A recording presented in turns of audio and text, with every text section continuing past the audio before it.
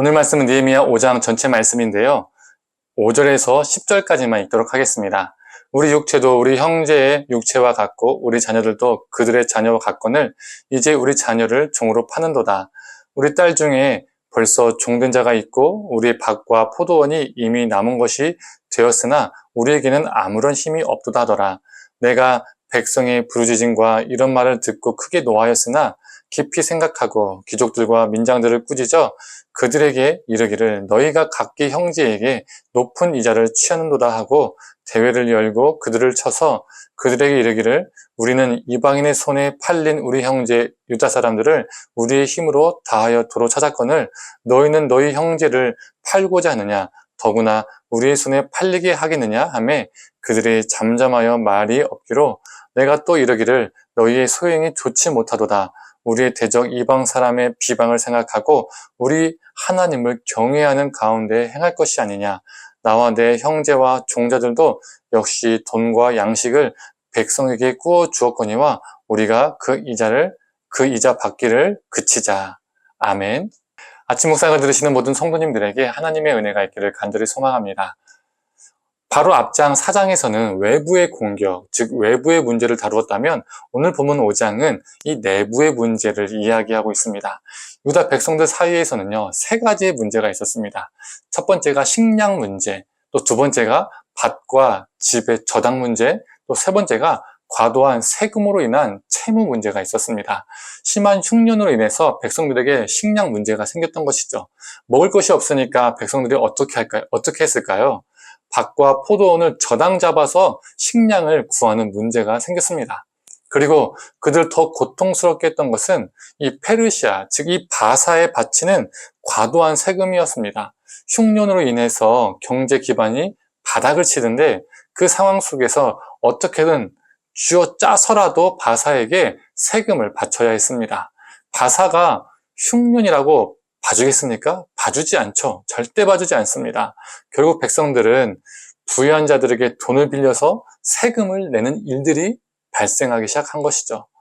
흉년이 끝나야 어떻게든 빚도 갚고 그럴 텐데 계속된 흉년으로 빚도 못 갚으니까 저당과 빚은 더 늘어났고 더 이상 갚을 수 없는 상황에까지 이르게 되었습니다.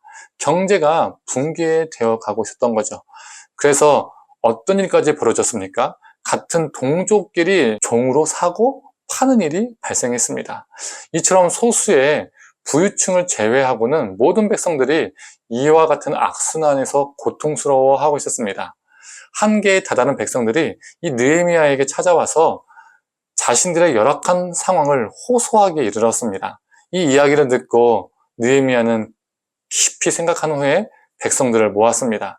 그리고 형제들에게 높은 이자를 받는 귀족과 민장들, 즉 관리들을요 꾸짖었습니다. 느헤미야는 돈과 양식을 구워주며 이자 받는 일을 멈추라고 명령하죠. 이렇게 이웃을 대하는 그 모든 일들이 이방인들에게 비방거리를 제공하는 것이다 라고 말해주고 있습니다.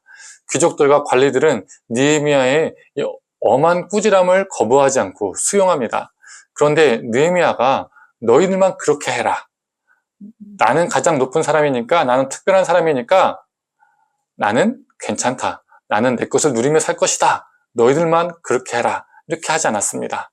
자신이 먼저 솔선수범해서 이자 받는 일을 멈춥니다. 그리고 유다 총독으로 12년 동안 일하면서 녹을 받지 않아요. 그러니까 월급을 받지 않았다는 겁니다. 이전 총독들은 어떻게 했을까요?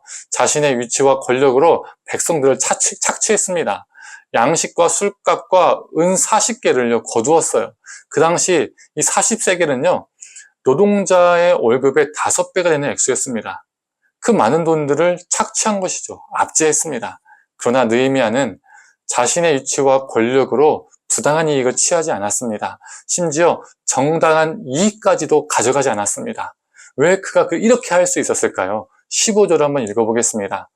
나보다 먼저 있었던 총독들은 백성에게 양식과 포도주와 또 은 40세겔을 그들에게서 빼앗았고 또한 그들의 종자들도 백성을 압제하였으나 나는 하나님을 경외함으로 이같이 행하지 아니하고 하나님을 이 느헤미야는 경외했기 때문에 그는 약자들에게 부당한 이익을 취하지 않고 올바른 방법과 올바른 길을 선택했습니다. 심지어 성벽 재건으로 고생하는 관리들을 불러다가 그들을 먹였습니다.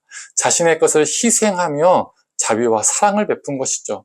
성도님들, 오늘 본문에 나오는 느헤미야는 우리가 본받아야 될 모습입니다. 하나님을 믿는다고 하지만 또 하나님은 사랑이라고 말하지만 하나님만 사랑하고 이웃을 사랑하지 않는 사람들도 있습니다. 오히려 그런 행동은 하나님의 영광을 가리고 비방거리가 되게 하죠. 성도님들, 하나님을 경외하는 사람은 이웃과 약자를 함부로 대하지 않고 오히려 긍휼과 사랑을 베푸는 사람들입니다. 이웃을 위해, 약자를 위해서 자기 것을 포기하고 심지어 내어주는 사람들입니다. 성도님들, 저와 성도님들 모두 느헤미야처럼 이웃을, 약자를 향해서 사랑을 베풀고 우리의 것을 기꺼이 내어줄 줄 아는 하나님을 경외하는 자로 오늘 하루도 살아가기를 간절히 축원합니다. 함께 기도하겠습니다. 하나님, 느헤미야는 하나님을 경외했기 때문에 자신의 힘으로, 권력으로 자신의 욕망을 채우지 않았고 오히려 자신의 것을 나누고 포기하고 손해를 보았습니다. 하나님, 우리가 느헤미야의 모습이 되게 하여 주시옵소서. 하나님은 사랑이라고 말하지만 이웃사랑을 해야 된다고 말은 하지만 그 말에서 끝나는 것이 아니라 입술의 고백으로만 끝나는 것이 아니라 하나님, 기꺼이 우리 것을 내어주고 이웃을 사랑하는 존재로 살게 하여 주시옵소서. 이것이 진정으로 하나님을 사랑하고 하나님을 경외하는 삶임을 우리 10년 가운데 깊이 새겨서 오늘도 하나님을 깊이 경외하는 자로 살게 하여 주시옵소서. 감사드리며 사랑에 원하신 예수님의 이름으로 기도드립니다. 아멘.